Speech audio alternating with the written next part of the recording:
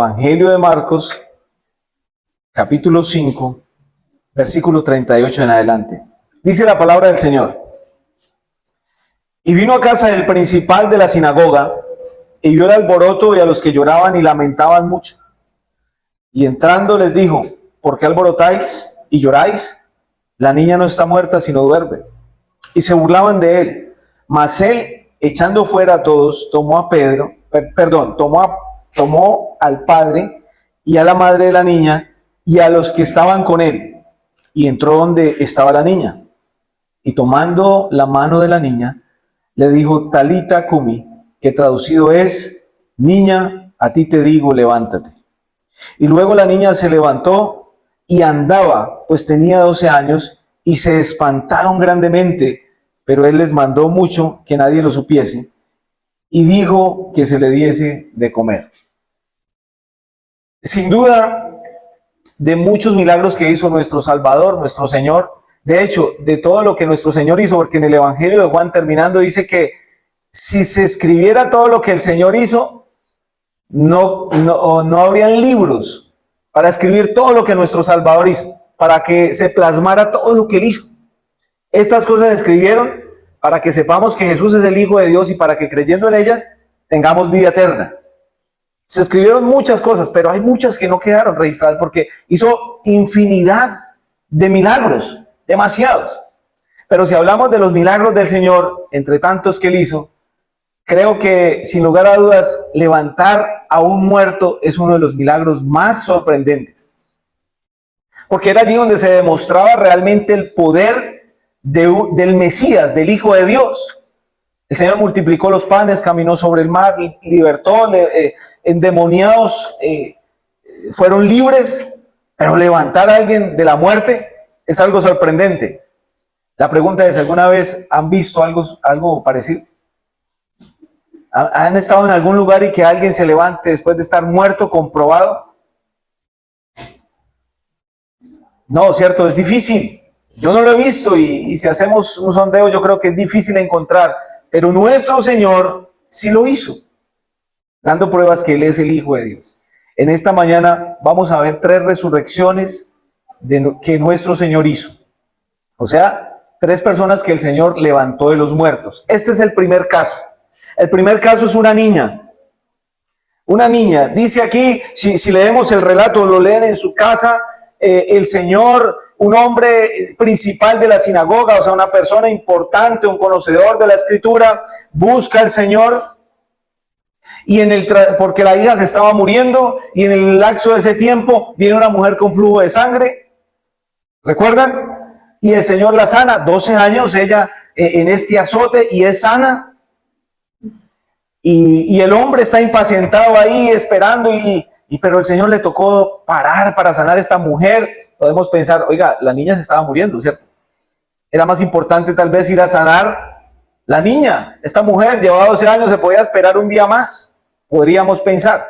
Pero el Señor, que tiene todo bajo control, sana a esta mujer, y cuando está ahí hablando con el hombre, llegan personas de la casa y le dicen: no moleste más al maestro, la niña acaba de morir. ¿Qué pensaría el hombre aún? Si Jesús hubiera ido más rápido. Yo sé que ella se hubiera... Pero el Señor, sabiendo y escuchando lo que estaba sucediendo, le dijo: tranquilo, cree solamente. Se va con el hombre y llegan a la casa y sucede lo que acabamos de leer. Miren, este hombre sabía que en Jesús había algo especial. Era un principal de la sinagoga. ¿Por qué no buscó a los de la sinagoga? Él sabía que en Jesús había algo especial. Tal vez este fue el momento de creer. Y el Señor llega allí: no molesten, la niña no está muerta, solo duerme. ¿Cómo? Y se burlaban de él. Pero el Señor sabía por qué lo decía. Saca a esta gente que se burla de él, toma al padre, a la madre de la niña, a los que con él estaban, los más cercanos, posiblemente Pedro, Juan, Jacob, y entran allí. Pero hay unas palabras que el Señor le dice a esta niña. Y tomándola de la mano, y tomando la mano de la niña, le dijo: Talita cumi, en arameo. Palabras en arameo que encontramos cuando el Señor, se acuerda que dice Efata, se ha abierto, cuando el Señor estaba en la cruz. Eloí, Eloí, lama sabactani. Esto es: Dios mío, ¿por qué me has desamparado? Habló en arameo. Recordemos también por qué el escritor, que es Marcos, sabía este detalle. Se dice que el que, aunque escribió este evangelio fue Marcos, el que se lo decía o se lo dictó fue Pedro. Pedro sí estaba ahí en este milagro, Marcos no estaba. Entonces, esas palabras que escuchó Pedro al mirar cómo el Señor se acerca a esta niña y le toma su mano y con cariño, porque la verdad lo que quiere decir lo traduces como niña, como con delicadeza, levántate, jovencita, cariño, princesa. Es hora de levantarse, como cuando alguien levanta a otra persona de un sueño. Quedaron retumbando en la mente de Pedro al punto de darle este detalle a Marcos para que escribiese esto. Pero la niña, dice ahí, luego se levantó y andaba, pues tenía 12 años, y se espantaron grandemente. Y aparte de eso, dice el Señor, pero Él les mandó mucho que nadie lo supiese y le dijo, denles de comer. No sabemos, por lógica entendemos que un niño a ese tiempo ya anda. De hecho, Ainara no tenía 1 año y ya andaba a los 10 meses. Y le dice darles de comer. No sabemos, no lo dice la Escritura. Podemos pensar que la causa de la muerte de la niña fue por algo estomacal, o al punto de que ella estaba postrada en cama, que no podía caminar. Pero ella inmediatamente se levanta cuando el Señor la toma por su mano y da esas palabras tan preciosas. Y el Señor les dice, dale de comer, para que comprobaran una vez más la veracidad del milagro del Mesías. Él sabía cuál era la causa del fallecimiento. Qué bonito, ¿no? El Señor en esos detalles tan sencillos, mostrando su poder, dale de comer. Pero también eso nos puede llevar a reflexionar de una forma espiritual. ¿Cómo lo aplicamos a nuestra vida? Cuando una persona llega a los pies del Señor Jesucristo, es como un niño espiritual. Esa persona llega y ¿qué es lo que necesita un niño? ¿Qué es lo que necesita un bebé? Para crecer, sano, fuerte. ¿Qué necesita? Alimentarse. Entonces, ¿qué es lo que le está diciendo el Señor también a la humanidad, a la iglesia? Si usted está empezando los caminos del Señor, debe de comer, debe de alimentarse. ¿Y cuál es el mejor alimento que puede tener una persona? Desead como niños la leche espiritual no adulterada para que crezcáis, que es la palabra de Dios. Ese es el verdadero alimento. Eso es lo que necesita una persona que está empezando su vida espiritual. Miren, hermanos, en Hechos 2:42 es un pasaje que he repetido varias veces. Y dice que los primeros cristianos, ¿qué? Y perseveraban en la doctrina de los apóstoles, en la comunión unos con otros, en el partimiento del pan y en las oraciones. Es la base principal para que una vida espiritual crezca sólida. Es importantísimo. Hermanos, si una persona aprende de teología, apologética, hermenéutica, homilética y todo eso que puede servir, está muy bien, pero no va a la fuente, no va a lo principal, no va a la leche espiritual, hermano, eso de nada sirve. De nada sirve si una persona sabe de Biblia, pero no se congrega, o no ora, o no lee la Escritura. ¿Para qué sirve tanto conocimiento? La práctica es lo que hace que nuestra vida espiritual sea una vida espiritual sana. Denles de comer. También en el Evangelio de Juan, capítulo 6, verso 35, nos habla del alimento más precioso que pueda tener un ser humano. Evangelio de Juan, capítulo 6, versículo 35, dice el Señor Jesucristo: yo soy el pan de vida, y el que a mí viene nunca tendrá hambre, y el que en mí cree no tendrá sed jamás. Miren lo que está diciendo el Señor Jesucristo: yo soy el pan de vida, y el que a mí viene nunca tendrá hambre, y el que en mí cree no tendrá sed jamás. Es allí donde el ser humano puede llegar a saciarse. ¿Y cómo lo hacemos? Conociendo más a Cristo, conociendo más a nuestro Salvador. Amén. El primer milagro que hace nuestro Señor representa una vida espiritual pequeña, una vida espiritual, la niñez espiritual, y nos envía el Señor a alimentarnos. Seguidamente encontramos la otra resurrección de nuestro Señor y está en Lucas, Evangelio de Lucas, capítulo 7, versículo 11. Evangelio de Lucas, capítulo 7, versículo 11. Dice la palabra del Señor: aconteció después que él iba a la ciudad que se llama Naín, e iban con él muchos de sus discípulos y una gran multitud. Cuando llegó cerca de la puerta de la ciudad, he aquí que llevaban a enterrar a un difunto, hijo único de su madre, la cual era viuda, y había con ella mucha gente de la ciudad. Y cuando el Señor la vio, se compadeció de ella y le dijo: no llores. Y acercándose, tocó el féretro, y los que lo llevaban, se detuvieron. Y dijo: joven, a ti te digo, levántate. Entonces se incorporó el que había muerto y comenzó a hablar, y lo dio a su madre. Y todos tuvieron miedo y glorificaban a Dios, diciendo: un gran profeta se ha levantado entre nosotros, y Dios ha visitado a su pueblo. Y se extendió la fama de él por toda Judea y por toda la región de alrededor. Aquí encontramos otro caso impresionante. Impresionante. Nuestro Señor, nuestro Salvador, va a entrar a esta ciudad, y miren el encuentro, la forma exacta, que ustedes saben que el Señor no hace nada por casualidad. Él todo lo tiene en su omnisciencia, planeado, preparado. Llega en el momento exacto, en el tiempo exacto, a la hora exacta, y llega a las puertas de esta ciudad. Pero miren, dice que el Señor viene con sus discípulos y con una multitud. Recordemos que el Señor no solo habían 12, es muy reconocidos, pero tenían más discípulos. En una ocasión el Señor envió a 70, ¿recuerdan? Y aquí iba con una multitud. Todos tal vez no eran discípulos, pero iban acompañando al Señor. Y el Señor llega allí a esta ciudad, y llega y va pasando allí un entierro. Una mujer desconsolada llorando, y otra multitud. Unos aquí iban con el Señor, contentos, escuchando al Salvador, tal vez esperando que el Señor hablara para aprender más, pero se encuentran con otra multitud que iban llorando, tristes, viendo una mujer triste. Y no era para menos. Primero, una mujer viuda. Ya ella había pasado por la pena de ver morir a un ser querido. Ya había estado triste. Ahora le quedaba el único hijo, y también le fallece. La situación era muy difícil para esta mujer. Si no tenía bienes, podría quedar en la calle mendigando, perder todo.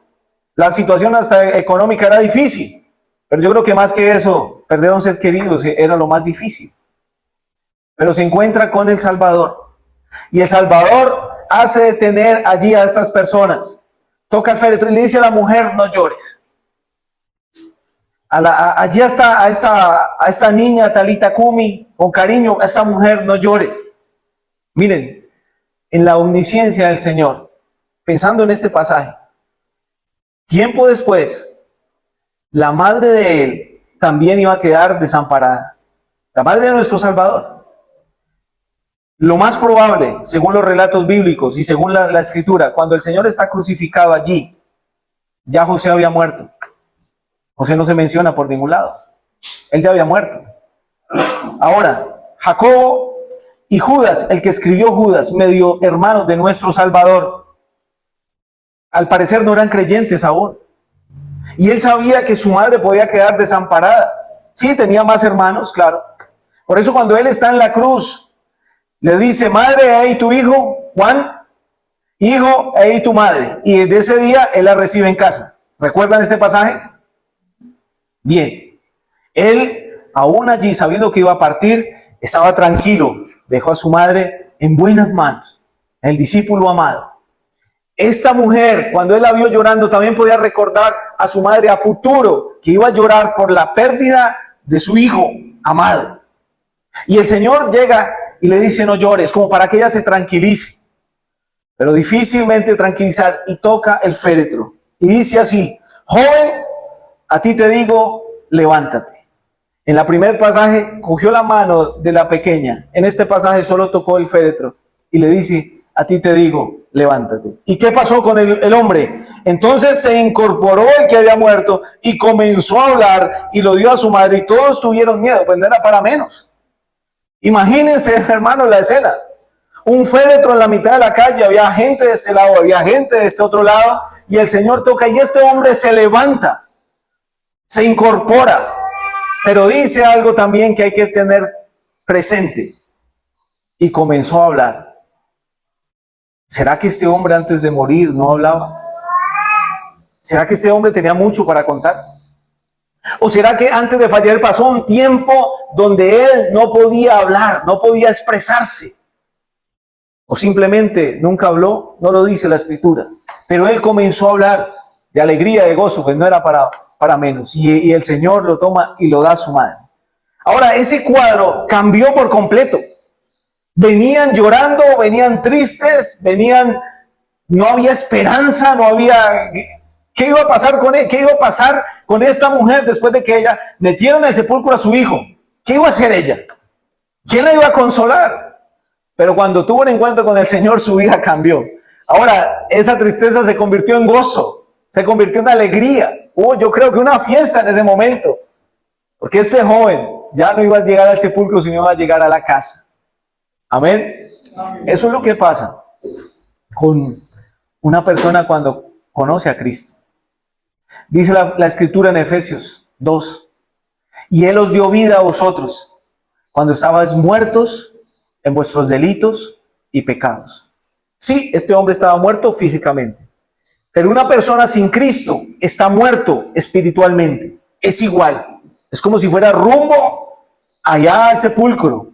Pero la única forma para que ese muerto resucite y se levante es a través del poder de Dios en Cristo Jesús. Es la única forma. Así que si hay alguien aquí que todavía cree, y hablo de todos, de los jóvenes, niños que ya conocen la Escritura. Si usted aún no ha creído en Cristo Jesús como Señor y Salvador, está en la misma condición que este joven, espiritualmente hablando. Va rumbo a un sepulcro. Y ya después de que llegue ahí, no habrá alegría, no habrá gozo, va a haber tristeza. Pero si permitimos que el Salvador toque nuestras vidas, nuestra vida cambiará. De hecho, eso fue lo que empezaron a hacer los discípulos. Miren, y comenzó a hablar. Comenzó a hablar. La niña comenzó ¿a qué? A caminar. Pero este hombre empezó a hablar. ¿Y qué es lo que debe hacer la iglesia? Conociendo el poder del Señor Jesucristo, ¿qué es lo que debe hacer? Hablar de las buenas nuevas. Hechos 4:18 dice así. Libro de los Hechos, capítulo 4, versículo 18. Dice de esta forma. Y llamándolo les intimaron que en ninguna manera hablasen ni enseñasen en el nombre de Jesús. Mas Pedro y Juan respondieron diciéndoles: juzgad si es justo delante de Dios obedecer a vosotros antes que a Dios, porque no podemos dejar de decir lo que hemos visto y oído. Amén. Aquí, ¿qué estaba pasando en este pasaje de los Hechos?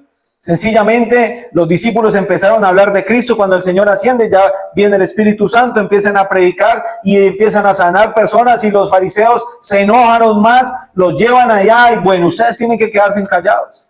Y ellos empiezan a hablar con denuedo, con poder del Espíritu Santo, y les dicen: ¿es justo que obedezcamos a los hombres y no a Dios? Si Dios nos mandó que habláramos, ¿cómo nos vamos a quedar callados? ¿Es mejor obedecer a los hombres que a Dios? No, para nada. Estaban predicando la palabra. Así que, hermanos, es lo que debe hacer la iglesia. Comenzar a hablar de Cristo. La otra resurrección la encontramos en el Evangelio de Juan, capítulo 11. Evangelio de Juan, capítulo 11, versículo 38. La resurrección de Lázaro. Jesús, profundamente conmovido, otra vez vino al sepulcro. Era una cueva y tenía una piedra puesta encima. Dijo Jesús: quitad la piedra. Marta, la hermana del que había muerto, le dijo: Señor, hiede ya, porque es de 4 días. Jesús le dijo: ¿no te he dicho que si crees verás la gloria de Dios? Entonces quitaron la piedra de donde había sido puesto el muerto. Y Jesús, alzando sus ojos a lo alto, dijo: Padre, gracias te doy por haberme oído. Yo sabía que siempre me oyes, pero lo dije por causa de la multitud que está alrededor, para que crean que tú me has enviado. Y habiendo dicho esto, clamó a gran voz: Lázaro, ven fuera. Y el que había muerto salió atadas las manos y los pies con vendas, y el rostro envuelto en un sudario. Jesús le dijo: desatadle y dejadle ir. Otro milagro impresionante. Ahora, uno de sus amigos, de sus mejores amigos, personas a las que el Señor dijo que amaba, él y su familia. Conocemos tal vez la mayoría del relato. El Señor está en cierta ciudad, intentan apedrearlo, el Señor va para otro lugar, vienen y le cuentan: Señor, miren, Lázaro, su amigo, está enfermo, está gravemente enfermo. Dígales que ya voy. Y el Señor se regresa a la ciudad de donde él había venido, que lo habían casi que apedreado, hostigado. Nos dice: pero ¿cómo, Señor? ¿Cómo vamos a volver? De allá nos sacaron y vamos a volver allá. Además, su amigo está para el otro lado. No sería lo lógico. Tranquilo. Eso es para la gloria de Dios. Por eso el Señor tarda 4 días allá, para que el milagro que realmente él iba a hacer no quedara la menor duda que era una resurrección. El Señor llega allí, Marta se le acerca, María también sale, pero Marta: Señor, si hubieras estado ahí, él no hubiera muerto. Es mi hermano, su amigo. Y el Señor le dice algo: ¿no te he dicho que si crees verás la gloria de Dios? Qué palabras, hermano, qué palabras tan tremendas para nuestra vida. ¿No te he dicho que si crees verás la gloria de Dios? ¿Y cuántas veces nos cuesta tanto creerle a nuestro Dios? ¿Cuántas veces nos dice la Escritura: mire, no haga esto, esto traerá consecuencias, y lo hacemos? O haga esto, eso te traerá bendición, y no lo hacemos. No lo creemos. Pero en este caso el Señor se acerca y dice algo. Hay 2 cosas que el Señor le dijo a la multitud. Les dijo: quitad la piedra y desatadle y dejadle ir. El Señor resucita a Lázaro, y la pregunta es: bueno, si el Señor es capaz de resucitar a Lázaro, ¿no podía quitar la piedra y no podía desatar esto? Claro que sí, lo podía hacer. Pero ¿por qué mandó a las personas a hacerlo? Porque hay cosas que nosotros debemos hacer, hermanos. Oramos para que el Señor dé sabiduría. Sí, el que tiene falta de sabiduría, pídale a Dios. Yo creo que todos deberíamos orar todos los días por esto, en todas las áreas de nuestra vida. Pero hay cosas que nosotros debemos de dejar, que el Señor no va a venir a dejarlas por nosotros, porque somos nosotros los que tenemos que tener determinación para dejar lo malo. Pero también hay cosas sobrenaturales que es mejor dejarlas a Dios. Señor, yo hago lo mío, yo me esfuerzo, hago la parte física, pero ahora confío en ti. Aquí estoy. Es hora de actuar. Dejar que el Señor actúe. Entonces el Señor se para frente a esta tumba y grita: Lázaro, ven fuera. Y como ustedes saben, hermanos, entre las resurrecciones es una de las que más me llama la atención. Porque según el relato, esa mujer le dice: ya lleva 4 días y ya se está descomponiendo. Imagínense los tejidos cómo volvieron nuevamente a retomar, cómo todos los sistemas empezaron a formarse, cómo la sangre empezó otra vez a fluir, cómo sus órganos empezaron otra vez a rejuvenecerse, el corazón empezó a latir, hermanos. Su piel empezó a quedar otra vez como nueva, todo se empezó a restaurar completamente. Ahora imaginémonos la posición de Lázaro. Era una cueva y esa cueva le ponían una piedra, oscuro. Imagínense uno en una cueva, oscuro. ¿Cómo sabía Lázaro cómo salir? Pues porque quitaron la piedra, obviamente. Y él podía tal vez ver, algunos han dicho: bueno, ¿y Lázaro cómo salió? ¿Salió flotando? Otros han dicho: no, salió saltando, como tenía los pies y las manos atadas, salió saltando. Otros han dicho que no, las piernas estaban atadas por separadas, o sea que él podía salir caminando también. Pero hay un detalle más que comprueba que realmente él sí estuvo muerto, porque hay críticos que han dicho que no, que él no estaba muerto. Dice que le salió su rostro envuelto en un sudario. Y si a uno le envuelven el rostro, hermanos, con algo, con una toalla o algo, más de 4 días, no creo que alcance a vivir. Esto comprueba más la eficacia de este milagro, de nuestro Salvador. Pero más allá de nuestro Señor demostrar el poder sobre la muerte, dice algo ahí: desatadle y dejarle ir. Dejarle ir. Miren, estas tres resurrecciones pueden presentar, o pueden representar más bien, como las fases de la vida cristiana. La niña, la joven, la niñez espiritual. Hay que alimentarnos, hermanos, para crecer. El joven, la juventud espiritual. Hay que ir a compartir el evangelio, las buenas nuevas. Ahora Lázaro puede representar la adultez espiritual. Hay estorbos en nuestras vidas, hermanos, que debemos de quitar para que podamos seguir adelante. Desatarle y dejarle ir. Eso es lo que tiene que hacer el creyente maduro. Ir afuera. Ir, hermanos. Pensar en las almas. Llorar por las almas si es necesario. Ir por nuestra familia. Ir por nuestros amigos. Ir por los vecinos. Ir por la gente del pueblo donde vivimos o la ciudad. Es lo que tenemos que hacer. El Señor no hizo estas resurrecciones solo, hermanos, para satisfacer la curiosidad de las personas, para demostrar el poder sobre la muerte, sobre las tinieblas, claro que sí, para demostrar el poder del Hijo de Dios, pero también para enseñarle a la iglesia la función que debe cumplir. No debe dejarlo allá. El Señor mostró, hermanos, el camino. Amén. A través de esto podemos aprender que el Señor prepara nuestras vidas, hermanos, para que le sirvamos, para que entendamos cuál es nuestra misión aquí en la tierra y para que entendamos a quién le estamos sirviendo: al Hijo de Dios, al Rey de Reyes, al Señor de Señores, al que venció a los principados y potestades, venció al diablo, al enemigo, la carne, venció todo y venció la muerte, para que nosotros podamos ir allá y predicar el evangelio, las buenas nuevas de salvación.